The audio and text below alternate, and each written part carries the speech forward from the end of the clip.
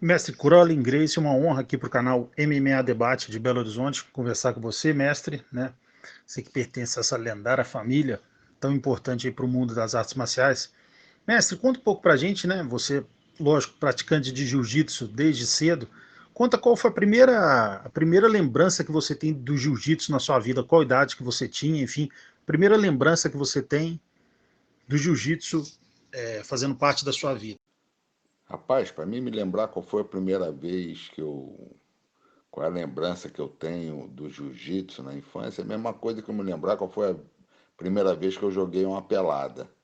Isso é uma coisa tão normal que eu não tenho nem como te dizer qual foi a primeira lembrança. É uma coisa muito natural. A gente vivia nesse meio, todo dia tendo um treino, o pessoal esticava a lona, meu tio dando aula, meu pai dando aula, meus irmãos treinando.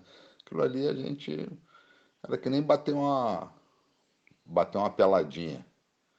É uma coisa assim nesse nível.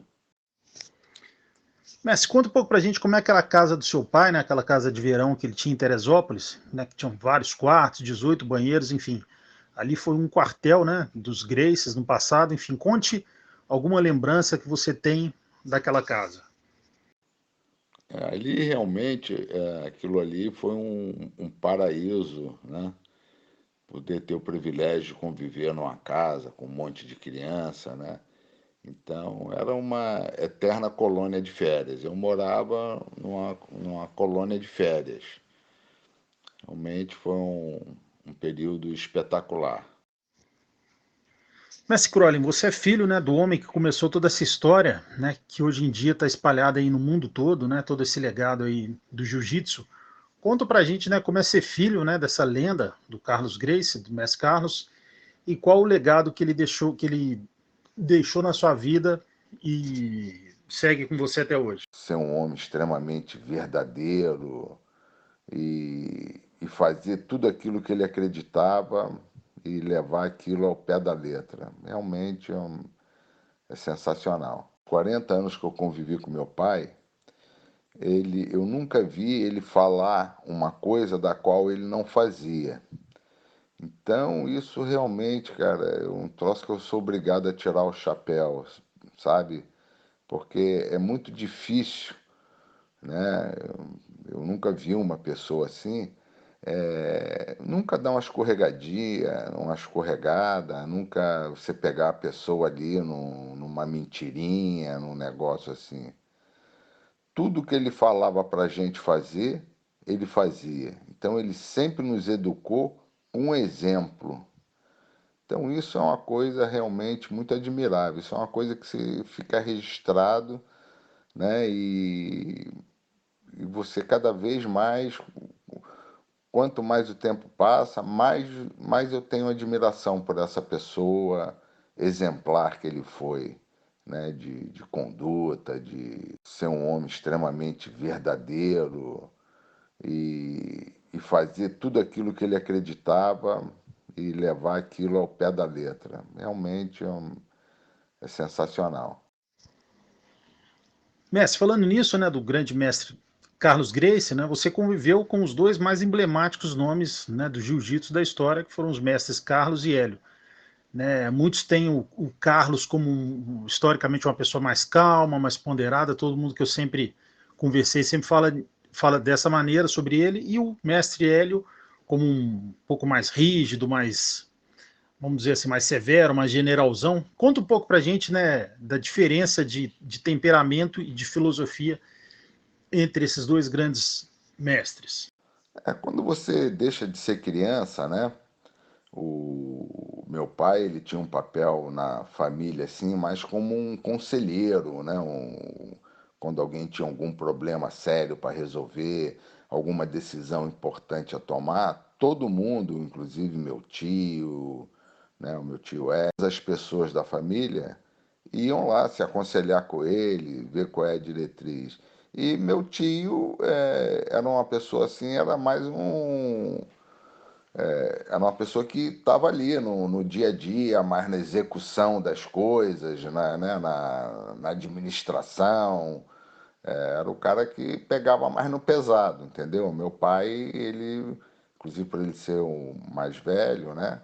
Ele era mais assim o, o arquiteto da família, né? E meu tio era aquele cara, era um mestre de obra ali, que metia a mão na massa e que estava ali na luta ali. Essa é o que eu posso, né, mais ou menos assim, de uma forma simples, decifrar o papel de um e de outro.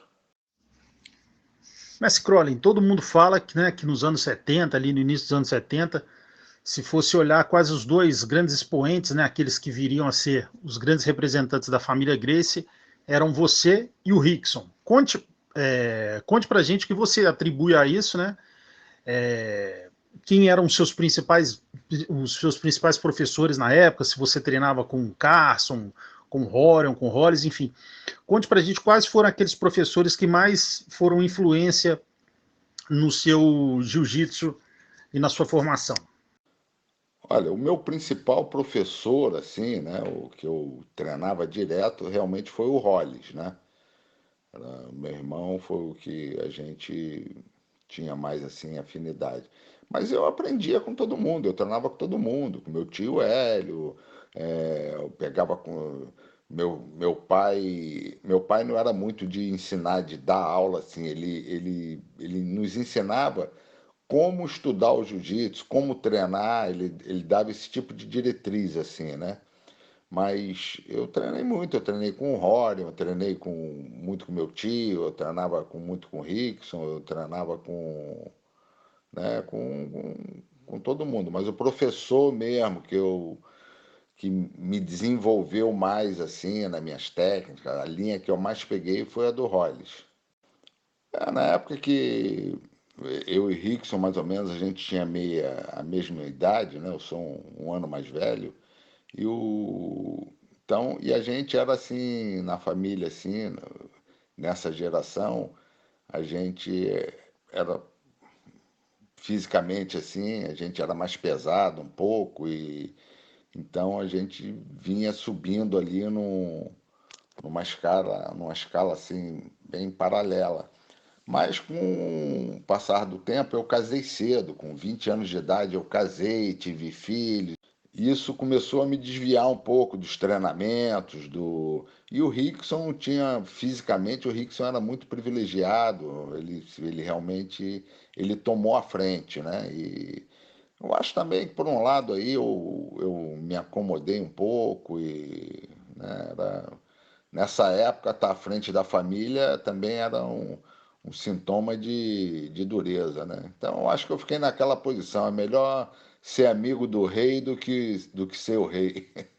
E a coisa foi indo, e o Rickson realmente foi um cara exemplar, assim, como lutador. Ele tinha habilidades excepcionais, um cara fisicamente muito forte.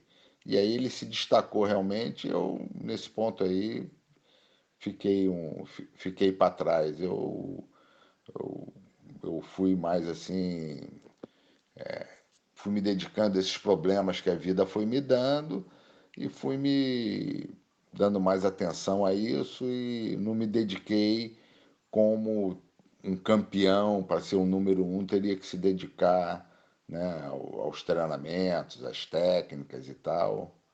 E foi isso que aconteceu, uma coisa natural.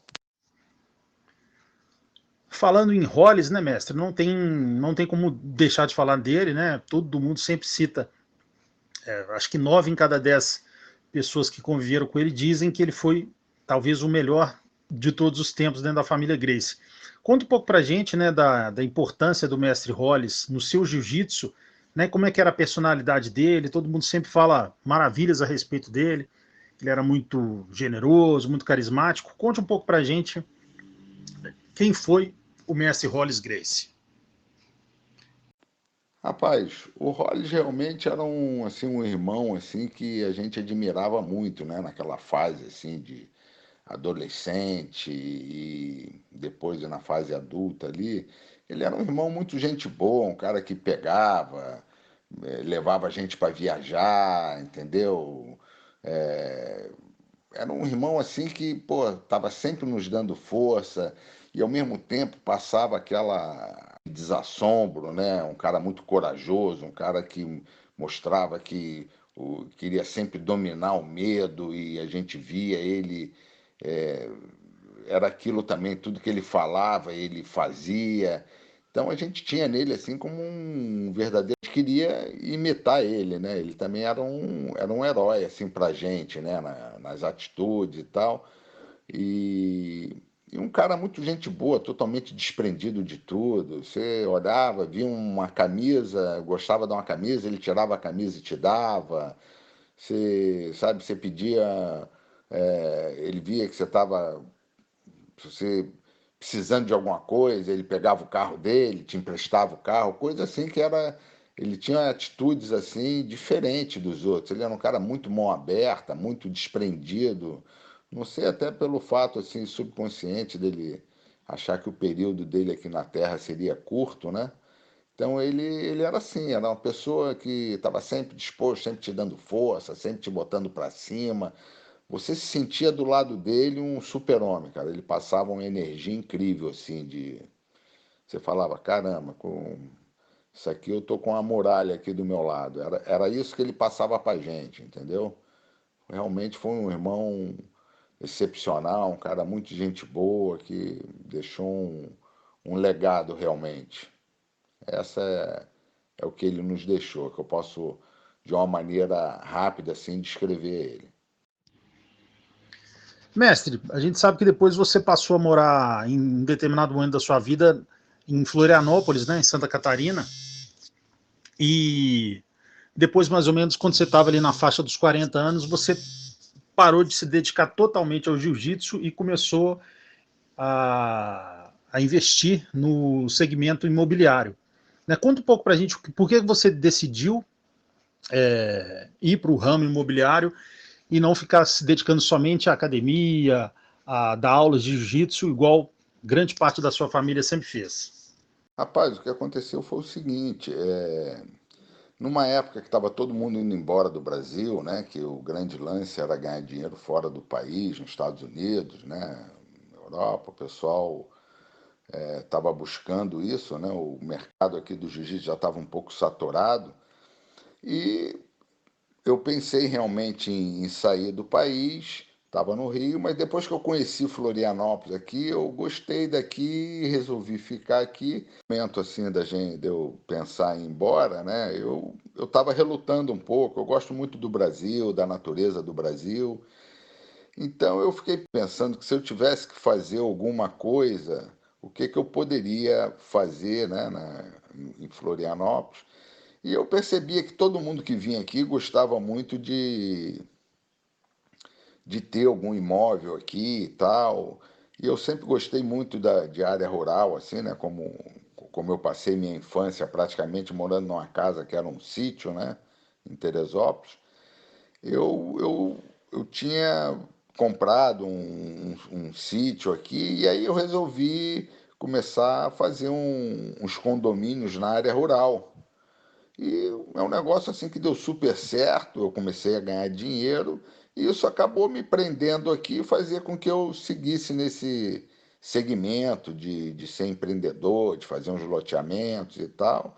E aí fui ficando nisso, fui sendo bem sucedido nisso, e resolvi seguir em frente, meio que junto, paralelo ao jiu-jitsu, mas como isso me dava muito mais dinheiro, eu fui indo nesse segmento aí.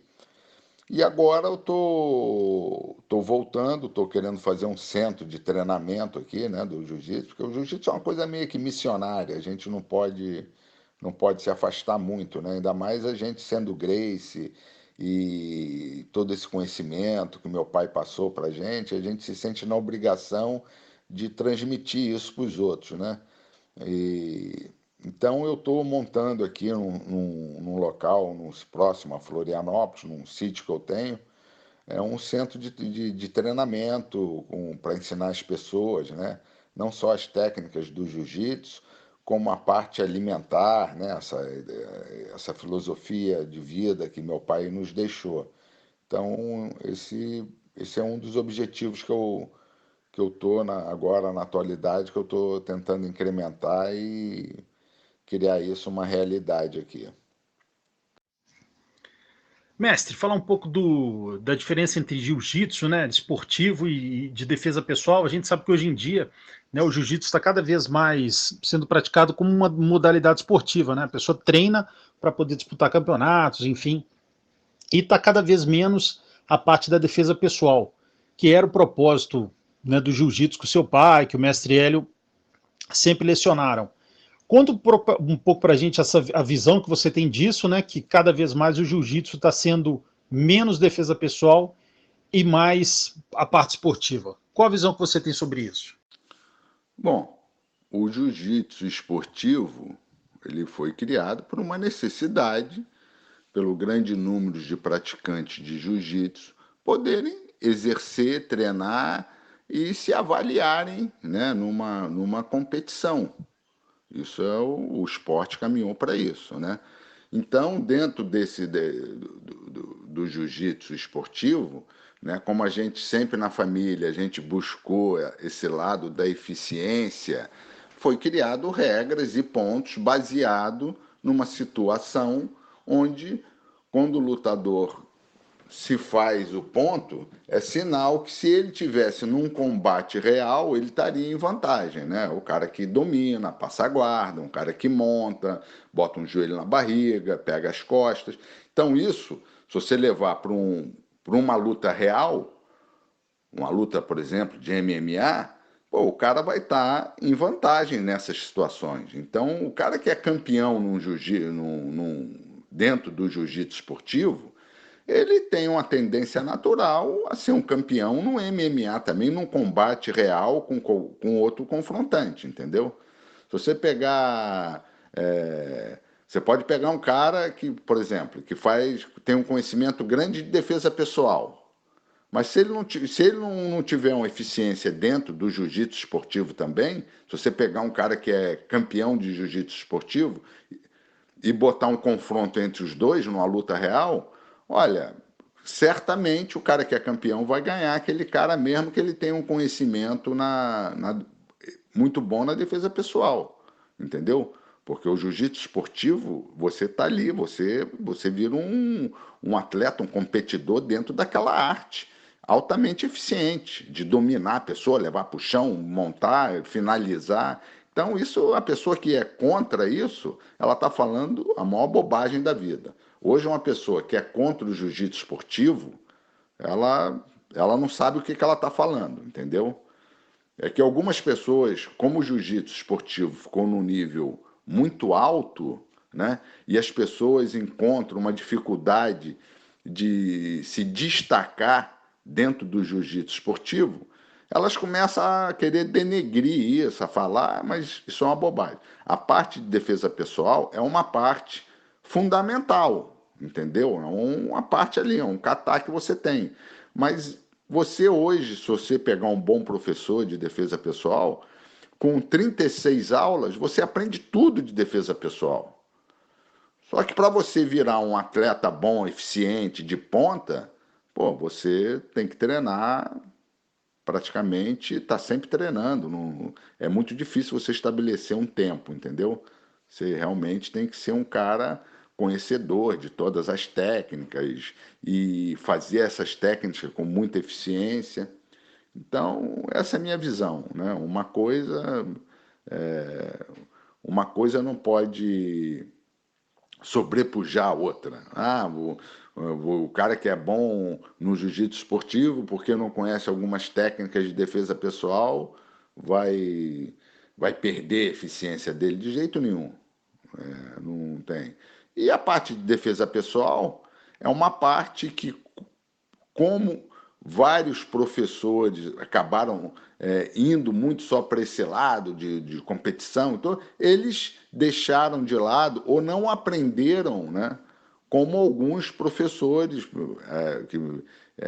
como a gente da própria família, sempre tivemos assim, davam uma prioridade, porque a gente dava muito aula para executivo, para pessoas que não eram atletas. que não tinham tempo de ficar treinando, de ir para competição, eram pessoas mais velhas. Então, a gente dava muito aula individual, então a gente levava, né? A gente se concentrava muito nessa parte de defesa pessoal, né? Que é uma parte assim mais técnica, mais detalhada, mais fácil para a pessoa executar, né? Então foi o que aconteceu, mas o jiu-jitsu esportivo é a única forma que a pessoa tem de se desenvolver e de criar esse aprimoramento e se tornar um campeão. Pelo contrário, como é que você vai treinar duas pessoas elas vão ter que brigar, sair na rua, entendeu? A única maneira de você treinar uma pessoa e ver se o desenvolvimento dela está eficiente, está bom, é através de um campeonato do jiu-jitsu esportivo. Não tem outro caminho. Quem falar contra isso está falando bobagem.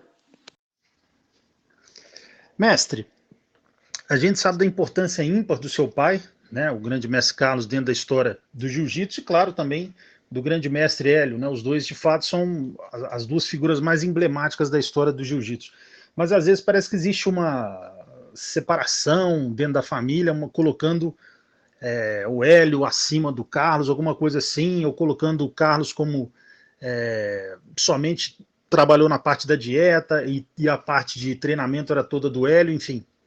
E a gente sabe que o Carlos foi também um grande mestre, né? Por exemplo, Jorge Gracie, o seu tio foi pupilo direto, né, do seu pai. Seu pai foi o primeiro da família a fazer luta de vale tudo, enfim. Então, o Carlos, além da parte da dieta, foi um grande nome do jiu-jitsu, com certeza. E muitas pessoas tentam colocar ele um pouco abaixo, assim, do legado que ele de fato teve. Qual a visão que você tem sobre isso, sobre essa comparação desnecessária que tem sobre a importância de um e do outro dentro do jiu-jitsu? O que acontece é o seguinte, o meu pai foi o pioneiro, meu pai era 11 anos mais velho que o meu tio Hélio. Meu pai, quando tinha 21 anos de idade, meu tio Hélio tinha 10 anos. Então, o legado que meu pai criou, as lutas dele, isso aí foi numa época que essa geração de hoje não pegou, não ouvia muito falar, entendeu? Então, meu pai começou os desafios, fez várias lutas. Meu pai já era um cara extremamente famoso, ensinou para todos os irmãos, botou eles para lutarem. E meu tio, ele era o mais novo. Só que a nossa geração, a minha geração, a gente convivia nessa parte de treino mais com meu tio. Meu pai meio que já tinha se aposentado. As pessoas não conviveram, não tiveram esse convívio, não souberam muito da história do meu pai e tal. E meu pai deixou esse legado para os irmãos, né? Então foi isso que aconteceu, assim, agora você dizer qual a importância. Meu pai foi o criador de tudo, meu pai era como se fosse um pai para os irmãos, entendeu? Ele que ensinava, educava, dava o jiu-jitsu. Ele era ali, era o arquiteto de tudo que foi criado dentro da família, foi ele, porra. Ele foi o iniciador. Agora, todo mundo dentro da família Gracie, exatamente por ser uma família numerosa, é aquele negócio, uma andorinha só não faz verão, né? Você perguntar, a mesma coisa que você pegar um carro e falar assim, qual é a parte mais importante do carro? Né? Um carro sem pneu ele não anda, você tem um motor, você tem toda aquela coisa, mas sem um volante também o carro não dirige. Então, assim, existem talvez assim algumas partes mais difíceis de serem substituídas, mas o conjunto é que é o importante. Né? Então, pelo meu pai ter tido muitos filhos, 21 filhos, né? E os irmãos também terem bastante filho, o meu tio Hélio também ter bastante filho. Então, isso tudo criou uma família grande, todo mundo com o mesmo objetivo. Meu pai conseguiu incutir isso na família, né? Provando que o jiu-jitsu é uma coisa muito eficiente para o ser humano, tira o ser humano dos vícios, das drogas, a pessoa começa a ter uma autoconfiança, começa a se preocupar muito com a saúde. Então, é um esporte que traz, né, essa coisa de honra, que a humanidade sempre valorizou muito, né? Essa parte, esse poder físico, de disciplina, autoconfiança, e junto com isso, essa filosofia da saúde, de ter uma alimentação saudável, de não se envolver com um vício de nenhuma qualidade, de ter domínio sobre a sua vontade, né? Essa disciplina na saúde, que é muito importante hoje, você saber se alimentar, você ter autocontrole, né? Não estar preocupado em comer só o que é gostoso, mas em comer o que faz bem para a saúde, né? O que realmente te traz uma verdadeira felicidade, que é a saúde física, né? Porque se você não tiver saúde, você não tem nada. Então, assim, essa união, né? Da alimentação saudável. Meu pai, acho que foi o primeiro naturalista que existiu no Brasil, assim, que realmente teve uma influência em uma mudança no hábito das pessoas, né? Exatamente por a família ser muito grande, e a gente lidar com o jiu-jitsu, isso a gente serviu de exemplo para modificar e implantar um sistema de alimentação que as pessoas não estavam acostumadas, não valorizavam, né? As pessoas tomavam muita Coca-Cola, comiam todo tipo de alimentação, frituras, muito açúcar. Meu pai modificou isso. O pessoal via a gente tomando suco de açaí, comendo vitaminas naturais, aquela alimentação toda natural, à base de frutas, verduras. Então, aquilo ali, e como a gente convivia com a academia, aquilo foi tomando uma dimensão gigantesca. E isso foi se expandindo não só no Brasil inteiro, como no mundo inteiro. Então, ele realmente é assim, uma pessoa que você vê o poder de uma pessoa quando ela está concentrada e ela quer, e ela tem um motivo de vida e uma missão, né? O que ela modifica, né? Como é que aquilo toma uma dimensão gigantesca. Isso realmente é um trabalho fantástico que o meu pai foi o cara que iniciou e perseverou nesse trabalho sem nunca se desviar e sempre dando um exemplo, né? Por que ele dava um exemplo? Por que ele era admirado? Porque ele apresentava uma saúde, né? Ele fazia coisas com 70 e poucos anos, quase 80 anos de idade, que ninguém via. Plantar bananeira em cima de um capô do carro, correr, ter elasticidade, né? Um cara que com 60 e poucos anos de idade casou, teve 6 filhos, com uma mulher nova, que era minha mãe. Então, quer dizer, a vida dele era um exemplo, as pessoas ficavam impressionadas. Então, isso as pessoas davam crédito, né? Porque é aquele negócio, se você quer, quer aprender como ganhar dinheiro, você não pode se consultar e ter conselho de uma pessoa, de um mendigo. Você tem que pegar um cara que é rico, que provou que ganhou. Então, meu pai, ele era muito disso, ele provava as coisas, né? Ele falava que todas as teorias são muito bonitas, mas sem a prática, elas não valem nada. Então, assim, ele era um cara que ensinava com exemplo, né? Ele provando aquilo que ele falava, né? Então ele falava, ó, faz isso que eu provo para vocês que é excelente, né? Que vai ter resultado. Então a gente tinha aquele exemplo diário em casa, né? E aquilo não tem como você não registrar e não memorizar e, e se sentir na obrigação de passar aquilo para frente, né? Tinha uma frase que ele falava às vezes, Deus não impôs aos ignorantes a obrigação de saber, sem antes obter dos que sabem o juramento de ensinar. Então, aquilo que a gente aprende, que a gente recebeu, né, foi isso que eu aprendi do meu pai. Eu me sinto na obrigação de transmitir isso para as pessoas. Seria um egoísmo, quase que uma covardia eu ter o privilégio de ter nascido numa família que nos deu tanto exemplo, de ter um pai, né, que nos dava um cara que não bebia, não fumava, tinha uma disciplina, tudo que ele falava, ele fazia, e eu não tentar passar isso para outras pessoas, guardar isso para mim, então, entendeu? Isso, eu não vejo isso como uma coisa correta. Então, nós que convivemos, né, diretamente assim com meu pai, meu tio, então a gente pegou muito essa essência, né? Eu acredito que talvez hoje alguns Graces nem conheceram meu pai e a família cresceu muito, então eles perderam esse princípio e essa essência. Mas quem conviveu, como a minha geração, assim, pô, cara, isso é um legado que a gente se sente na obrigação de passar, entendeu? Então, tudo aquilo que a gente vê, que a gente recebeu de bom, a gente tem que transmitir isso para os semelhantes, para os nossos irmãos de planeta.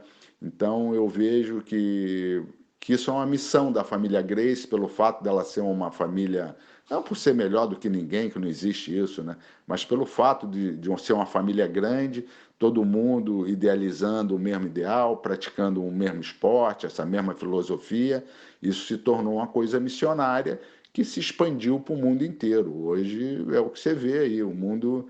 Então a gente tem que manter isso aceso, entendeu? E tentar se aperfeiçoar cada vez mais. Então, meu pai, o que ele deixou para a gente, assim, para a família inteira, de mais importante, foi esse exemplo, essa honestidade, essa bondade de querer fazer o bem para o ser humano, entendeu? E isso é um princípio que a gente tem de seguir o caminho do bem, o caminho do que é certo, né? Ele sempre falava: o bem tem uma força indestrutível. Uma pessoa pensando positivo, ela derruba milhões de mentes negativas. Então, assim, é isso, assim, da gente ser um verdadeiro mocinho, né? Ser o cara do bem, um cara que está praticando bem, um cara que está ajudando o mais fraco, né? E não querer sobrepujar o mais fraco. Não existe nobreza nisso. Você ver uma pessoa mais fraca e se aproveitar, isso é uma covardia. Então, meu pai nos dava esse ensinamento de nunca falar, nunca mentir, né? Falava, o pior defeito que um ser humano pode ter é mentira. Então cara, a gente recebeu muito essa doutrina de ser do bem. Então, com aquilo, a gente está sempre lutando para se melhorar nesse sentido, entendeu? Porque aquele peso vem. Quando você se desvia disso, quando você não busca esse caminho, a gente sofre essa consequência, porque a gente teve essa doutrinação direta que muitas pessoas, muitas crianças, muitos jovens não tiveram o privilégio de ter no lar, né, uma pessoa, um sábio como meu pai, um cara que você sentia uma firmeza naquilo que ele falava tremenda. Então, assim, a gente é muito grato, assim, é um privilégio, né? Eu agradeço muito a Deus por ter nascido numa família que eu pudesse ter um mestre como meu pai, entendeu? Então, isso realmente eu me considero assim, um abençoado, né? Por ter podido conviver e ter tido essa participação, né, ter nascido dentro da família Grace. E, ao mesmo tempo, isso me traz muita responsabilidade no sentido de também tentar ser um exemplo para os meus alunos, para os meus filhos, e ser um exemplo como, né, de... Então, isso é uma luta que a gente vai se aprimorando. Eu, quando tinha 20 anos de idade, eu era uma pessoa. Eu pensava de uma maneira. Hoje, com a idade que eu tenho, com 60 anos, eu penso de outra. Porque eu evoluí, eu aprendi, né? Às vezes a vida é um processo de evolução. Você está sempre indo, você está sempre evoluindo, você está sempre se melhorando como ser humano, né? Então, quanto mais rápido você se dedica, quanto mais rápido você vê as coisas realmente que fazem sentido na vida, que realmente podem te ajudar, podem te melhorar, que você saia um pouco dessa ilusão de achar que o caminho fácil é o melhor caminho, não, é o caminho do bem, né? é você ganhar dinheiro, tudo que você fizer, você pensar se aquilo está tendo um efeito positivo nos seus semelhantes, se você não está prejudicando ninguém, se você não está fazendo mal a ninguém. É muito legal você ganhar dinheiro, você enriquecer, mas sem prejudicar os outros, né? Então, assim, eu tenho meus princípios que eu aprendi. Eu não jamais, por exemplo, montaria uma loja de sorvete, mesmo que eu ganhasse dinheiro com isso, porque eu aprendi que, pô, açúcar faz mal para a pessoa. Né? Então, como é que eu vou ganhar dinheiro influenciando as pessoas para comer doce? Nada contra quem tem uma loja de sorvete, mas eu, particularmente, isso tornou um princípio. Eu sei que aquilo, eu tenho consciência que aquilo faz mal. Então, para mim, influenciar os outros por uma coisa que eu não acredito, eu estaria indo contra os meus princípios morais, os meus princípios internos. Então, isso me faria mal, entendeu? Então, eu quero fazer uma coisa, eu quero ganhar dinheiro, eu adoro dinheiro, mas desde que seja de uma coisa que eu não esteja prejudicando o meu semelhante. Isso meu pai sempre deixou muito claro para a gente, né? Então, esse princípio é que que eu principalmente procuro seguir na vida e ter como o meu norte ali tá? Então, isso aí, amigo. Fica aí essa minha mensagem aí para vocês. Obrigado aí por poder participar aí do seu canal Combate aí. E o que eu precisar de mim para ajudar nesse sentido, eu estou à disposição de vocês. Fiquem com Deus e tudo de bom.